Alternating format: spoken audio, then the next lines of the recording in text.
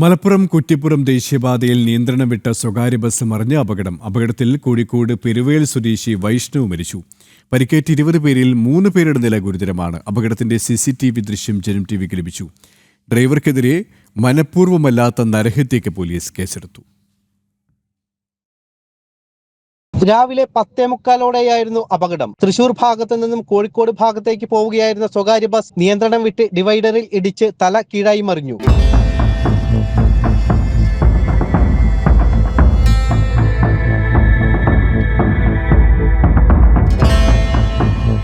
അപകടത്തിൽ കോഴിക്കോട് പെരുവയൽ സ്വദേശിയായ വൈഷ്ണവ് മരിച്ചു. 20ഓളം പേർക്ക് പരിക്കേറ്റു. 3 പേരുടെ നില ഗുരുതരമായി തുടരുന്നു. ഇവർ സമീപത്തെ വിവിധ ആശുപത്രികളിൽ ചികിത്സയിലാണ്. കോഴിക്കോട് ഭാഗത്ത് തൃശ്ശൂർ പോകുന്ന ബസ്സാണ്. ഒരു വണ്ടി ആ സൈഡിൽ തട്ടിയിട്ട് കയറി മറിഞ്ഞ അപ്പത്തെ ഡിവൈഡറിൽ കയറി മറിഞ്ഞാന്നാണ് പറയുന്നത്. തലകീഴായിട്ട് തന്നെ മറിഞ്ഞിട്ടില്ല. ഒരാൾ മരണപ്പെട്ടിട്ടുണ്ട്. 10-22 ആൾക്ക് പരിക്കും.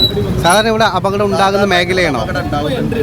ഓട്ടോറിക്ഷയിൽ ഇടിച്ച ശേഷം ദേശീയപാതയിൽ ബസ് മറിയുകയായിരുന്നു. നേരത്തെ അപകടത്തിൽപ്പെട്ട് നിർത്തിയിട്ടിരുന്ന ഒരു കാറിന് മുകളിലേക്കാണ് ബസ് മറിഞ്ഞ് അപകടമുണ്ടായത്. അപകടം നടന്നയുടൻ പ്രദേശവാസികൾ രക്ഷാപ്രവർത്തനം ആരംഭിച്ചു. അപകട ദൃശ്യങ്ങൾ പരിശോധിച്ച ശേഷം RTOക്ക് റിപ്പോർട്ട് നൽകുമെന്ന് മോട്ടോർ വെഹിക്കിൾ ഉദ്യോഗസ്ഥർ പറഞ്ഞു.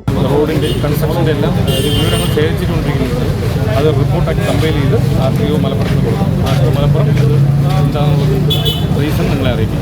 പ്രാഥമികമായിട്ട് എന്താണ് തോന്നുന്നത്? പ്രാഥമികമായിട്ട് നിങ്ങൾ വന്ന് പരിശോധിച്ച് തുടങ്ങിയതേ ഉള്ളൂ. CCTV കിട്ടി.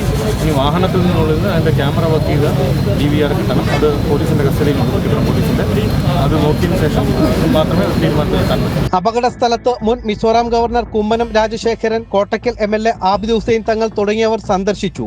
അപ്രതീക്ഷിതമായാണ് കുറ്റിപ്പുറത്ത് ഇത്തരത്തിൽ ഒരു വാഹനാപകടം ഉണ്ടായത്.